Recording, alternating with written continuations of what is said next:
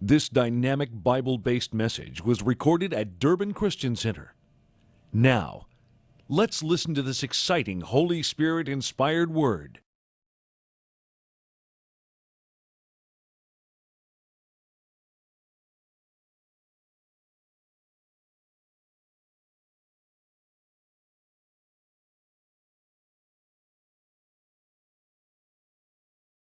God has a word for you, a healing word for you. God has a word for you. We stand upon his promises. The sons that inherit the blessing. All things are possible, a healing word for you. The Holy Spirit is here to do tonight what Jesus would do if Jesus stood here in person. People often say, if I could only have lived in Jesus' day, if I could have been there and walked with him in Jerusalem or down in Capernaum and witnessed him healing the sick, or been there when he raised the dead, if I could just have been there. Well, let me tell you, he is here tonight. Will you believe that? I want you to bring your imagination to bear with me, because faith is looking into the invisible and taking what you cannot see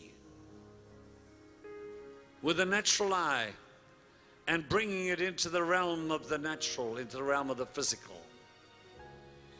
You cannot see him with your natural eye. You cannot feel him with your natural hand. But he is here in the person of the Holy Spirit. Because he said, I'm going to leave you for a little while, and then he said he'll come again. And he came in the person of the Holy Spirit. He could only just be in one place. That was somewhere in the Holy Land, in one place at a time. But now, since he's ascended and he's seated at the right hand of the Father, the Holy Spirit has been sent. He has come. He came over 2,000 years ago, and he is still here. He hasn't left the earth. He hasn't left. He's still here. While every believer is here on earth, he's still here. And he'll be here until Jesus comes. And there'll be a change, but the Holy Spirit is here. And the Holy Spirit makes all the difference. He's here tonight to breathe upon you, to minister to you. Jesus, after he rose from the dead, came to his disciples and he breathed on them. And he said, receive the Holy Spirit. In that moment, they received the regenerating power and person of the Holy Spirit within their lives. The Holy Spirit moved on them as Jesus breathed on them, and they were regenerated within their spirits. They became alive to God.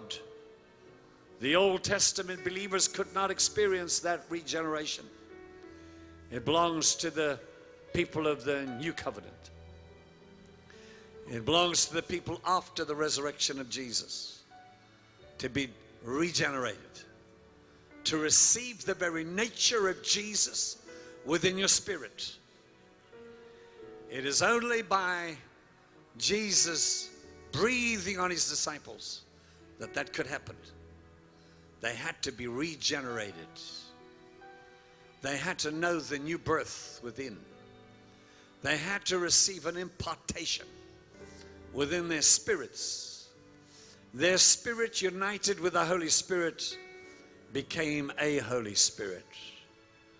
And from that Holy Spirit, your spirit in conjunction with the Holy Spirit flows the very nature of Jesus, the fruit of the Spirit that is regenerated by the Holy Spirit.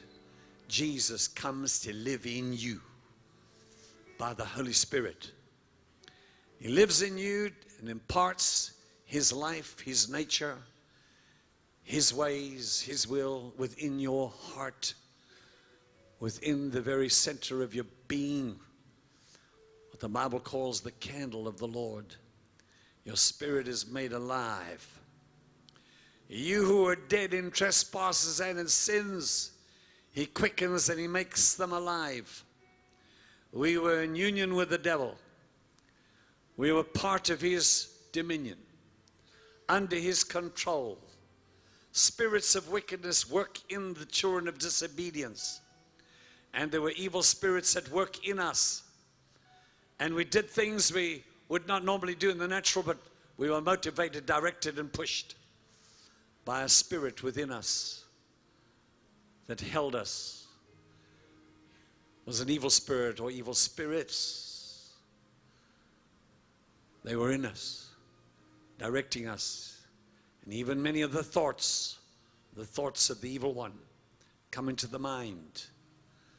But now by the Holy Spirit, we have an impartation of the very nature of Jesus Christ. And the Holy Spirit brings about that miracle. Jesus breathed on them and said, receive the Holy Spirit. Has He breathed on you? Has Jesus, by His Spirit, actually breathed on you? Has He blown on you and quickened you within? Are you alive to God tonight? Have old things passed away and all things become new?